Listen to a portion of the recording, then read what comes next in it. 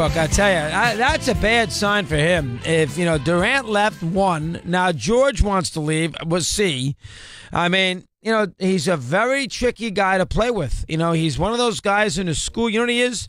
Best way to explain it. He's one of those guys, if you play pickup in the schoolyard and you play, 4-on-4, and there's a lot of people there, and you play, in the old days, at Split Rock School and on Schoolhouse Lane in Syosset, Long Island, New York, and you play 4-on-4 in a short outdoor court on a nice June night where it stays light until whenever everybody starts to play at 6 o'clock.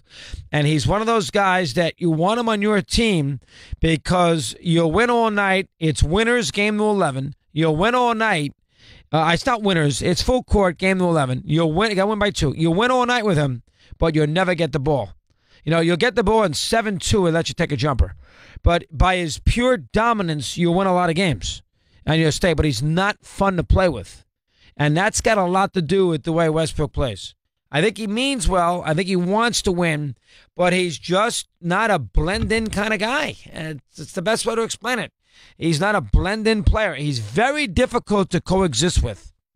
Now, that doesn't make any excuses for Durant. Durant took the easy way out. I don't think we all know he did. I mean, he could. If Durant went to the Celtics, you would not have heard me say a word. But Durant went to a team that he could not beat in the playoffs, and that was a disgrace. There's no way around it.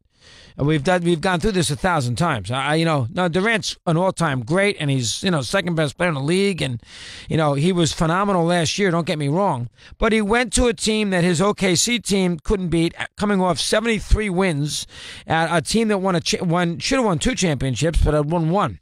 That's the place he went to. If he went to Boston, the Wizards, and brought them to a title, then it's a different story. But he was not able to. He took the easy way. And that's what drives you crazy. But he left Westbrook, and now it sounds like George is going to leave Westbrook, and who knows? Donovan could be out as their head coach. It's not Donovan's fault. He's a very tricky guy to coach, Westbrook. He's not an off the ball guy. He's a very difficult. He's got to have the ball in his hands constantly. You love his competitiveness. You love he plays hard every night. You love that. But I don't know if he's the guy that you can win with on a day-in, day-out basis. Here's Xavier, win championships with. Xavier in Maryland, and he's with us here on Mad Dog Unleashed. Xavier, good afternoon. How are you today? I'm doing good. Thanks for having me on. You got Xav. What's happening now? What do you have? Yeah, I wanted to comment on the Ravens drafting Lamar Jackson. I'm a diehard Ravens fan. I've had season tickets for the last 8 years, and in my opinion, this is Flacco's last year.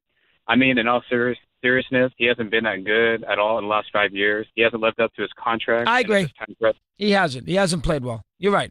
No, and I believe that we'll have Lamar sit on the bench his rookie year. I don't think he'll play at all, and I think he'll be the starter in 2 years. Do you agree with that? Well, I mean, if he's no, listen, I am not a big Lamar Jackson fan. I don't think he's going to be that great in the NFL. Being compared to Michael Vick, to me, as an NFL. According to Charlie Casserly and some of the other talking heads that they got all around these networks, that they picked up a guy that could have maybe turned out to be better than all the 4 that were picked in the first round, in their 4th round pick, right? The Giants.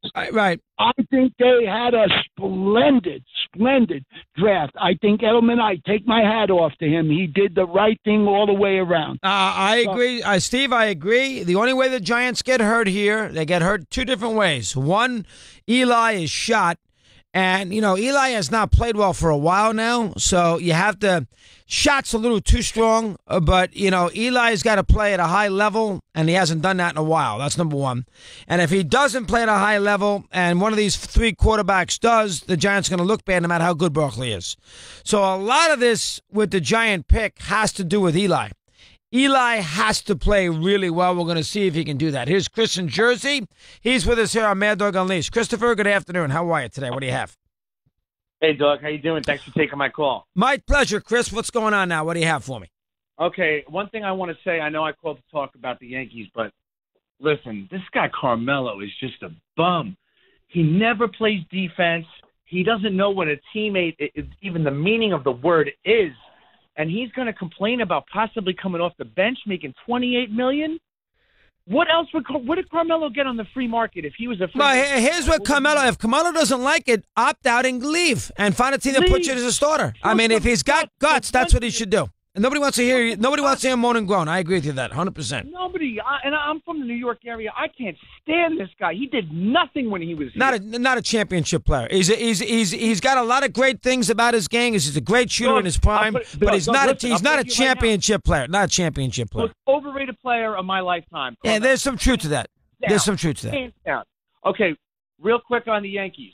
Listen, we know they're a starter. They need a starter. Okay, this team construed the way it is right now, made up the way it is.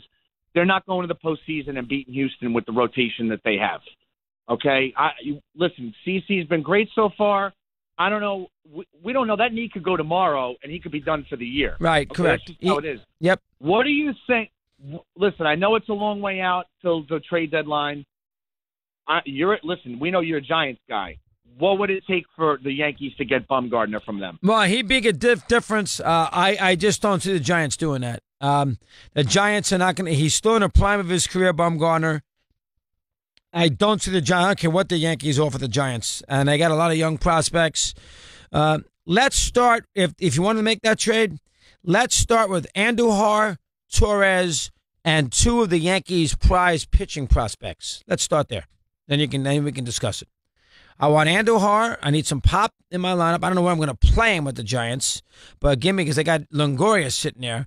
But I'll worry about that when I get him. Let me get Torres, Andujar, two young pitchers, and something else, Frazier, and then maybe I'll discuss it. 8 in front of the hour here on